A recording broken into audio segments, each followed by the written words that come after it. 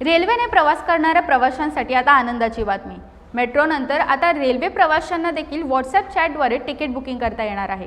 भारतीय रेल्वेने digital India उपक्रम अंतर्गत आपल्या सेवा अधिक सुलभ, जलद आणि कॅशलेस करण्याचा निर्णय घेतला आहे।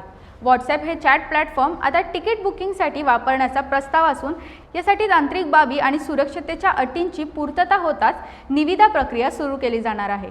प्रवाशांना फक्त स्थानकावर प्रदर्शित QR कोड स्कॅन करायचा आहे आणि त्यानंतर व्हॉट्सॲप चॅटवर हाय पाठवायचा आहे। त्यानंतर बुकिंगसाठीचा मेन्यू उपलब्ध होईल। या नव्या प्रणालीच्या अंमलबजावणीसाठी रेल्वे प्रशासन विशेष दक्षता घेत आहे।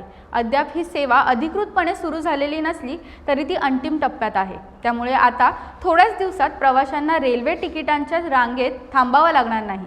शिवाय आता गुंतागुंतीचे ॲप आणि काउंटरवरील गोंधळ यापासून देखील प्रवाशांना सुटका मिळणार आहे। हा व्हिडिओ कसा वाटला आम्हाला कमेंट करून नक्की सांगा आणि अशाच व्हिडिओसाठी फॉलो करा जय महाराष्ट्र न्यूज।